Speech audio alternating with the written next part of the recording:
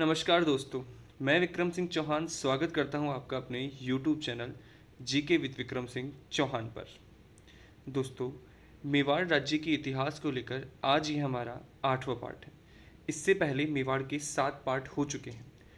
अगर आप मेरे इस वीडियो पर नए हैं और पहली बार इस वीडियो को देख रहे हैं, तो मैं ये चाहूँगा कि पीछे आप मेवाड़ रियासत से संबंधित 7 पार्ट को देखें, ताकि आपको यह पार्ट समझ में आ सके।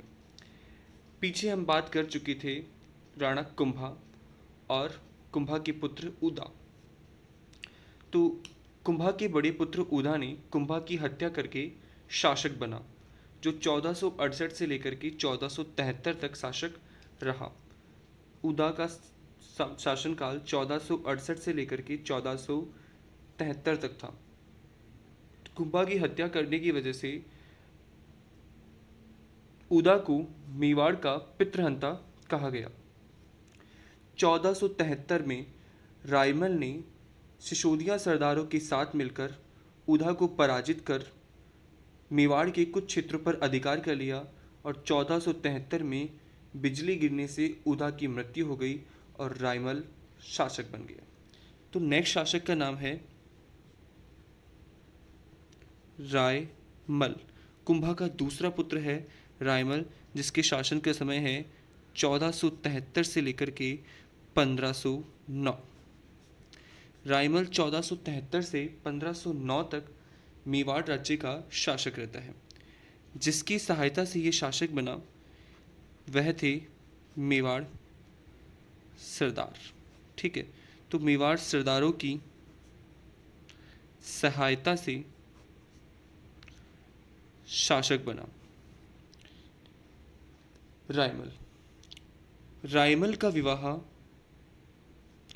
राव जोधा की पुत्री श्रृंगार देवी से हुआ। पीछे अपन एक संधि पढ़ी थी, आवल बावल की संधि।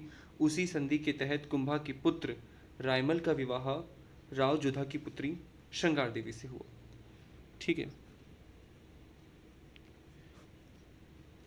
रायमल के 4 पुत्र थे। सबसे बड़ा पुत्र रायमल का पृथ्वीराज सिसोदिया। रायमल का बड़ा पुत्र जिसका नाम है पृथ्वीराज सिसोदिया। नेक्स्ट है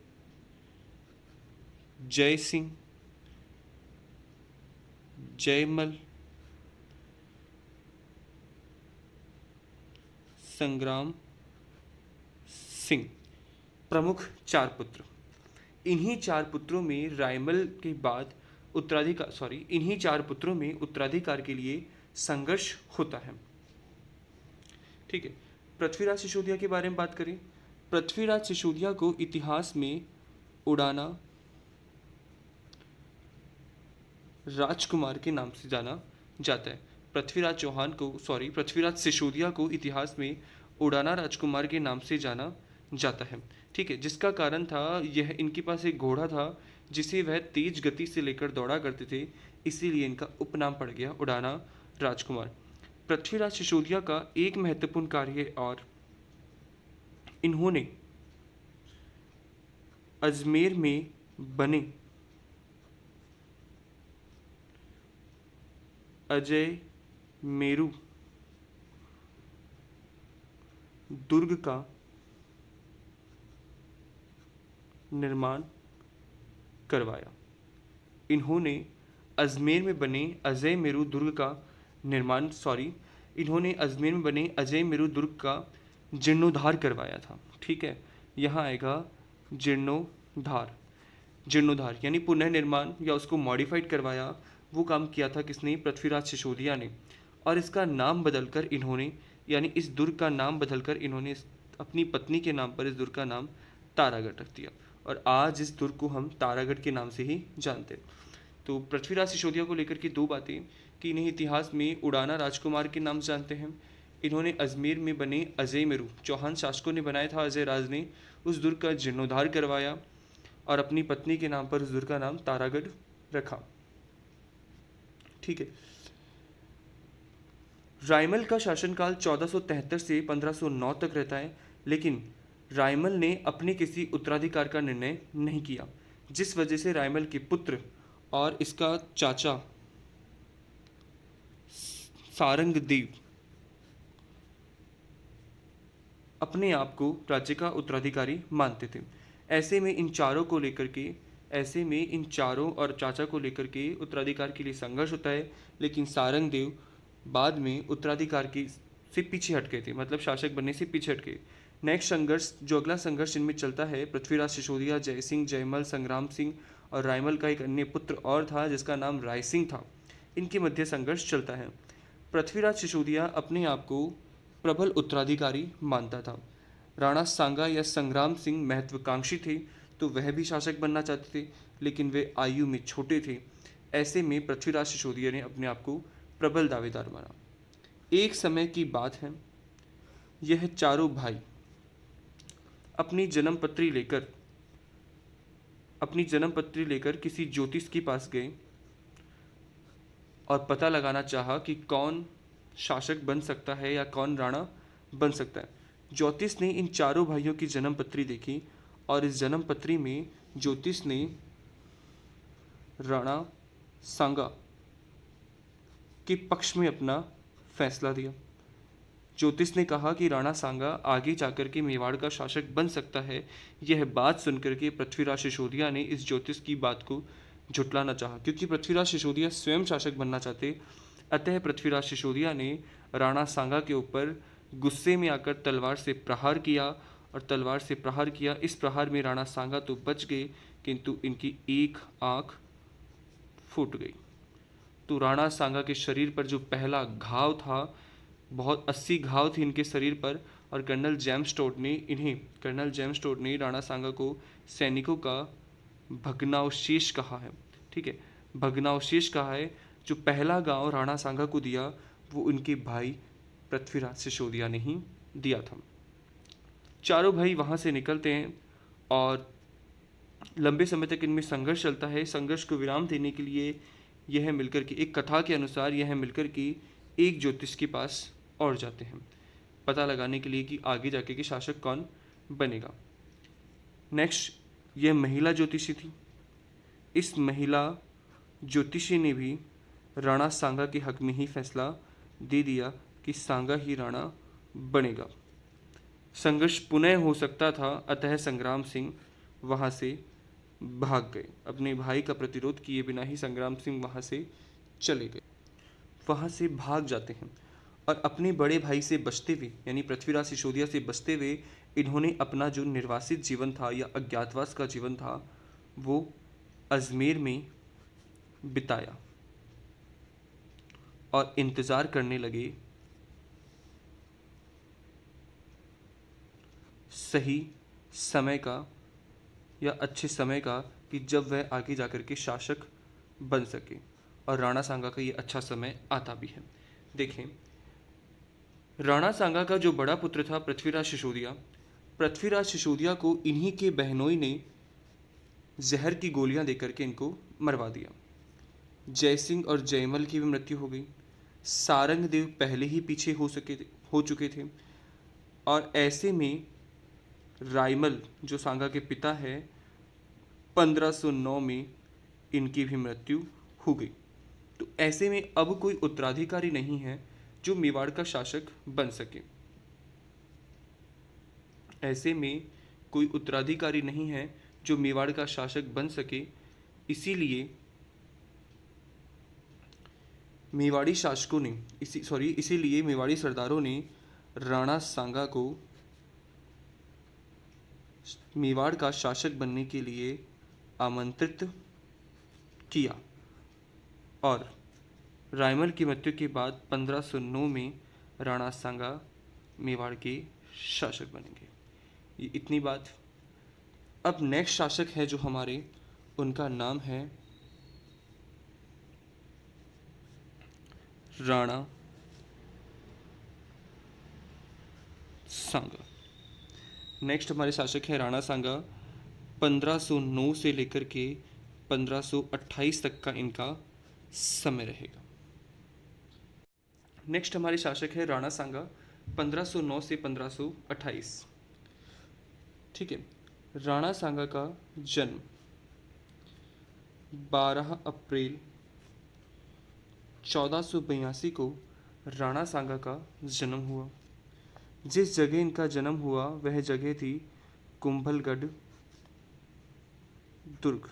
ठीक है, कुंभलगढ़ दुर्ग में ही राणा सांगा का जन्म होता है। राज्याभिषेक 1509 चित्तौड़ दुर्ग में। 1509 में चित्तौड़गढ़ दुर्ग में राणा का राज्याभिषेक हुआ। अपने बड़े भाई पृथ्वीराज सिसोदिया से बचने के लिए या उनके भय से इन्होंने अपना निर्वासित जीवन अजमेर के जंगलों में बिताया, जहां इनकी मुलाकात करमचंद पवार से हुई और करमचंद पवार ने राणा सांगा की सच्चाई जानकर के राणा सांगा की सहायता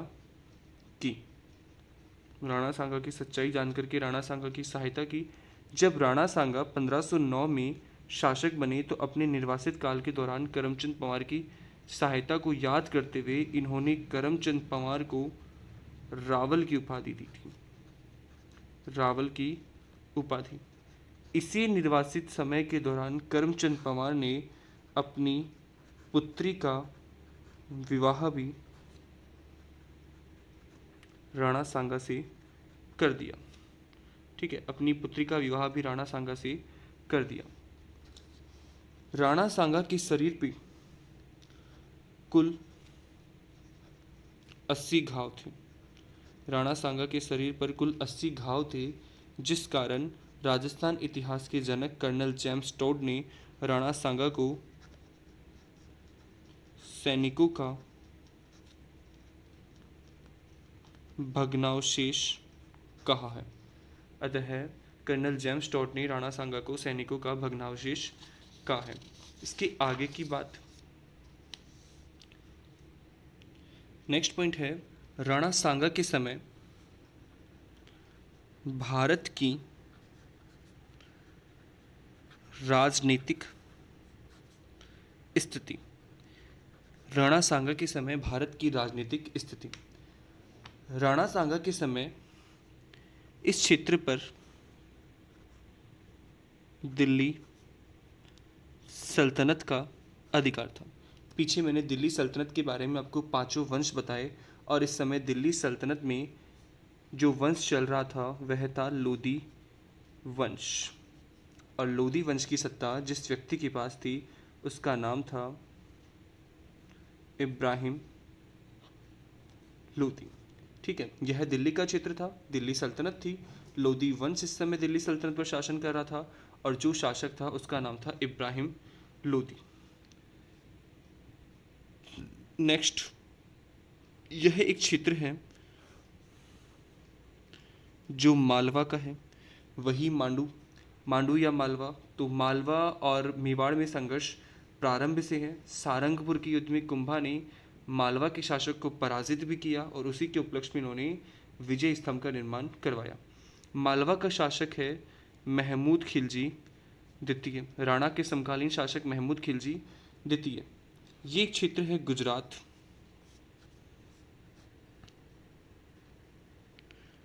ये राणा सांगा के समय भारत की राजनीतिक स्थिति है और इस समय गुजरात का शासक जो है वो है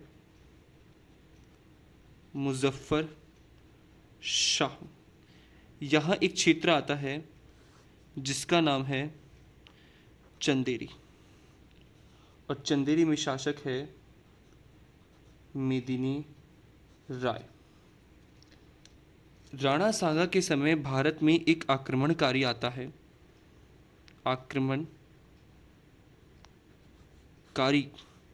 जिसका नाम है बाबर। राणा सांगा के समय एक आक्रमणकारी आता है जिसका नाम है बाबर। तो ये राणा की सांगा के समय उत्तर भारत की राजनीतिक स्थिति। अगर दक्षिण भारत में देखें तो दक्षिण भारत में यहाँ एक विजयनगर साम्राज्य है, विजयनगर साम्राज्य, जहाँ का शासक है कृष्ण देव राय, जहाँ का शासक है कृष्ण देव राय। ठीक है, तो राणा सांगा के समय की ये प्रमुख राजनीतिक शक्तियाँ भारत में थीं। चर्चा करता हूँ मैं पहले गुजरात, राणा सांगा और गुजरात। ठीक है, राणा सांगा की गुजरात विजय। गुजरात विजय, यहाँ का शासक, युद्ध का कारण, एक सेकेंड, गुजरात विजय, युद्ध का कारण। राणा सांगा और गुजरात के शासक मुजफ्फर शाह में युद्ध होता है और युद्ध का कारण है गुजरात के अंदर एक रियासत है जिसका नाम है ईडर। ईडर रियासत जो राणा सांगा के पिता का ससुराल था, ईडर रियासत के उत्तराधिकार को लेकर। ठीक है, युद्ध का कारण गुजरात में स्थित ईडर रियासत के उत्तराधिकार को लेकर के युद्ध हुआ। गुजरात का शासक मुजफ्फर शाह और मेवाड़ के शासक राणा सांगा।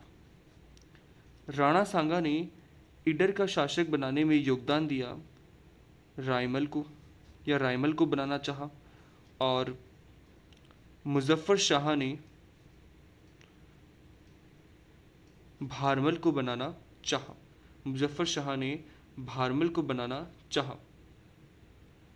ठीक है, इसी उत्तराधिकार को लेकर के सांगा और मुजफ्फर शाह में युद्ध हुआ, जिसमें सांगा विजय हुआ और रायमल ईडर का शासक बन गया।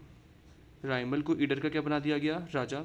तो जिसमें राणा सांगा ने गुजरात के शासक मुजफ्फर शाह को पराजित कर दिया। नेक्स्ट है मालवा वर्सेस राणा सांगा। मालवा और राणा सांगा के मध्य संघर्ष। ठीक है, मालवा का सुल्तान महमूद खिलजी द्वितीय, ठीक है, और हमारे राजस्थान मेवाड़ के शासक राणा सांगा, दोनों के मध्य युद्ध हुआ। युद्ध का कारण, मालवा के समीप एक रियासत है जिसका नाम है चंदेरी, और इस समय चंदेरी के शासक है मेदिनी राय। मेदिनी राय महमूद खिलजी द्वितीय के अधीन थे तथा इन्हें यह वार्षिक कर भी देते थे।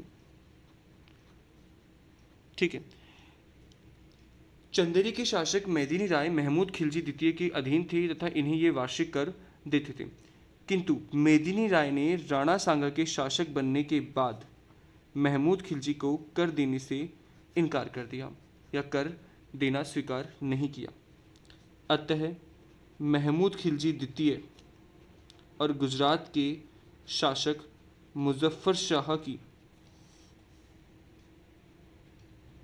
संयुक्त सेना ने मेदिनी राय पर आक्रमण कर दिया। ठीक है, यहाँ मेदिनी राय से संबंध है चंदेरी पर। तो महमूद खिलजी द्वितीय और मुजफ्फर शाह की संयुक्त सेना ने चंदेरी पर आक्रमण कर दिया। मेदिनी राय ने राणा सांगा से सहायता मांगी। राणा सांगा ने सहायता की तथा महमूद खिलजी और मुजफ्फर शाह दोनों को पराजित कर दिया। महमूद खिलजी और मुजफ्फर शाह दोनों को राणा सांगा ने पराजित कर दिया। नेक्स्ट है गागरोन का युद्ध 1519। राणा सांगा ने जब महमूद खिलजी और मुजफ्फर शाह को पराजित किया तो चंदेरी के शासक मेदिनी राय का पक्ष मजबूत हो गया और राणा सांगा ने गागरोन का क्षेत्र मेदिनी राय को दे दिया। इस गागरोन के क्षेत्र पर मुजफ्फर शाह और महमूद खिलजी अपना अधिकार समझते थे, अतः पुनः महमूद खिलजी द्वितीय और मुजफ्फर शाह ने गागरोन पर आक्रमण गागरोन युद्ध 1519 महमूद खिलजी द्वितीय और मुजफ्फर शाह ने गागरोन पर आक्रमण कर दिया और गागरोन पर आक्रमण करने के बाद मेदिनी राय ने पुनः राणा सांगा से सहायता मांगी और सांगा ने इस युद्ध में मुजफ्फर शाह द्वितीय और महमूद खिलजी द्वितीय दोनों को पराजित किया। तो इस तरह से राणा सांगा की ये गागरोन विजय भी हो गई। मैंने 3 विजय आपको दिखाई। ये राणा सांगा के समय की राजनीतिक स्थिति है। दिल्ली सल्तनत पर लोधी सुल्तान था जिसका नाम इब्राहिम लोधी था। मालवा का शासक महमूद खिलजी था। चंदेरी का शासक मेदिनी राय था। विजयनगर में कृष्णदेव राय था। गुजरात का मुजफ्फर शाह था और एक मुस्लिम आक्रमणकारी का आक्रमण हुआ जिसका नाम था बाबर। गुजरात पर मुजफ्फर शाह से युद्ध का कारण ईडर रियासत के उत्तराधिकार को लेकर था। मुजफ्फर शाह ने भारमल को शासक बनाना चाहा और राणा सांगा ने रायमल को। राणा सांगा ने मुजफ्फर शाह को पराजित करके रायमल को शासक बना दिया। नेक्स्ट है मालवा और राणा सांगा के मध्य संघर्ष का कारण था चंदेरी के शासक मेदिनी राय, जो पहले महमूद खिलजी के अधीन था तथा उसे कर देता था, लेकिन राणा सांगा के शासक बनने के बाद वह उसकी शरण में चला गया और कर देने से इनकार कर दिया। अतः महमूद खिलजी और मुजफ्फर शाह दोनों की संयुक्त सेना ने चंदेरी पर आक्रमण किया। मेदिनी राय ने राणा सांगा से सहायता मांगी। राणा सांगा ने सहायता की तथा दोनों को पराजित कर दिया और गागरोन मेदिनी राय को दे दिया। गागरोन अपने अधिकार से जाता देख महमूद खिलजी द्वितीय और मुजफ्फर शाह ने गागरोन पर आक्रमण किया। सांगा ने मेदिनी राय की सहायता करते हुए महमूद खिलजी और मुजफ्फर शाह दोनों को 1519 में पराजित कर दिया। इसके बाद राणा सांगा और इब्राहिम लोदी, ठीक है, इसके बाद राणा सांगा और इब्राहिम लोदी। देखें, राणा सांगा वर्सेस दिल्ली सुल्तान इब्राहिम लोदी। राणा सांगा की बढ़ती हुई शक्तियों को देखकर कि इब्राहिम लोदी चिंतित होता है और ऐसे में इब्राहिम लोदी और राणा सांगा के मध्य 2 संघर्ष या 2 युद्ध होते हैं। आक्रमण का कारण यही था, राणा सांगा अपनी शक्तियों को बढ़ा रहा था, पूर्व की ओर प्रसार कर रहा था, जिससे इब्राहिम लोदी को चिंता हुई और दोनों के मध्य 2 संघर्ष या 2 युद्ध होते हैं। इन दोनों ही युद्धों में इब्राहिम लोदी पराजित तथा राणा सांगा विजय होते हैं। पहले युद्ध का नाम है खातौली का युद्ध। खातौली का युद्ध 1517 वर्तमान बूंदी में, ठीक है, खातौली जो स्थान है वर्तमान बूंदी में है और यह युद्ध 1517 में हुआ था। युद्ध जिनके मध्य हुआ वह मेवाड़ शासक राणा सांगा और सल्तनतकालीन या लोदी शासक इब्राहिम लोदी थे। राणा सांगा ने इब्राहिम लोदी को पराजित कर दिया तथा स्वयं विजय हुए, किंतु इस युद्ध में राणा सांगा का एक हाथ कट गया, ठीक है। तो सैनिकों के भग्नावशेष राणा सांगा को एक घाव और लगा और खातौली के युद्ध में इनका एक हाथ कट गया। और इसी युद्ध में राणा सांगा के पुत्र जिनका नाम है भोजराज, ये भोजराज वही हैं जिनकी पत्नी मीरा बाई थी। इसी युद्ध में भोजराज युद्ध लड़ते हुए घायल हो गए तथा आगे चलकर 1523 में भोजराज की मृत्यु हो जाती है। तो खातौली का युद्ध राणा सांगा ने जीता, लेकिन राणा सांगा को 2 नुकसान, एक उनका हाथ कट गया और एक इनका पुत्र भोजराज घायल हो गया, जिसकी आगे चलकर 1523 में मृत्यु हो गई। खातौली का मैदान कहाँ पर है? बूंदी में है। कब युद्ध हुआ? 1517। नेक्स्ट युद्ध है जो पुनः इब्राहिम लोदी और राणा सांगा के मध्य बांडी का युद्ध 1518, और बांडी जो जगह है वर्तमान धौलपुर में है। इस युद्ध में राणा सांगा वर्सेस इब्राहिम लोदी के सेनापति मियां माखन ने मुस्लिम सेना का नेतृत्व किया। तो इस युद्ध में इब्राहिम लोदी स्वयं नहीं आता, किंतु इब्राहिम लोदी अपनी पहले युद्ध की पराजय का बदला लेने के लिए एक बड़ी सेना मियां माखन के नेतृत्व में राणा सांगा को पराजित करने के लिए धौलपुर यानी बांडी के मैदान में भेजता है। यहाँ पर राणा सांगा ने मियां माखन को पराजित कर दिया तथा इनकी मृत्यु हो गई और राणा सांगा विजय हुई। राणा सांगा ने ये दोनों ही युद्ध दिल्ली से बाहर अपने क्षेत्र में लड़े। एक बूंदी क्षेत्र हो गया, एक धौलपुर क्षेत्र हो गया, इसीलिए वो दिल्ली पर अधिकार नहीं कर पाए। लेकिन इस बात से ये अंदाज़ा लगाया जा सकता है कि राणा सांगा ने दिल्ली के सुल्तान, जो उस समय उत्तर भारत का सबसे बड़ा राज्य था, उस राज्य के शासक को 2 बार पराजित कर दिया। तो आप देख सकते हैं कि राणा सांगा कितने प्रबल और महत्वपूर्ण और प्रतापी शासक है। इसके बाद राणा सांगा का जो अगला संघर्ष होगा वह होगा राणा सांगा तथा मुस्लिम आक्रांता बाबर। तो राणा सांगा और बाबर की बात करेंगे हम नेक्स्ट क्लास में। इससे पहले मैं आपको बता दूं, आज हमने पढ़ा है उदा की बात शासक रायमल के उत्तराधिकारी, उनके मध्य छोटा सा संघर्ष जिसमें पृथ्वीराज सिसोदिया ने अपनी पत्नी तारा के नाम पर अजमेरू दुर्ग का जीर्णोद्धार करा के उसका नाम तारागढ़ दुर्ग रखा तथा पृथ्वीराज सिसोदिया को उड़ाना राजकुमार के नाम से भी जाना गया था। ठीक है। रायमल की मृत्यु 1509 में हो गई। सांगा को आमंत्रित किया गया और 1509 में सांगा शासक बने। इनका समय 1509 से 1528। जन्म 12 अप्रैल 1482 कुंभलगढ़ दुर्ग में। राज्याभिषेक 1509 चित्तौड़गढ़ दुर्ग में। पृथ्वीराज सिसोदिया के भय से इन्होंने निर्वासित जीवन अजमेर में बिताया, जहां पर करमचंद पवार ने इनकी सहायता की तथा अपनी पुत्री का विवाह किया। ऐसे में जब राणा सांगा शासक बनते हैं तो आगे चल कर के इन्होंने करमचंद पवार को रावल की उपाधि भी दी थी। ठीक है। राणा सांगा के समय भारत की स्थिति। राणा सांगा और गुजरात के शासक मुजफ्फर शाह, राणा सांगा और मालवा का शासक महमूद खिलजी द्वितीय, गागरोन का युद्ध, राणा सांगा इब्राहिम लोदी के मध्य संबंध, खातौली और बांडी का युद्ध। ठीक है। ये मेरी आज की क्लास राणा सांगा को लेकर के थी। इसके आगे राणा सांगा और बाबर के मध्य संबंध और एक महत्वपूर्ण युद्ध की बात करेंगे हम, जिसमें एक युद्ध होगा बयाना का युद्ध और एक युद्ध होगा खानवा का युद्ध। तो मिलते हैं हम अगली क्लास में। अगर आपको क्लास पसंद आई तो लाइक कीजिए, शेयर कीजिए और चैनल पे नए हैं तो प्लीज़ सब्सक्राइब कीजिए। धन्यवाद।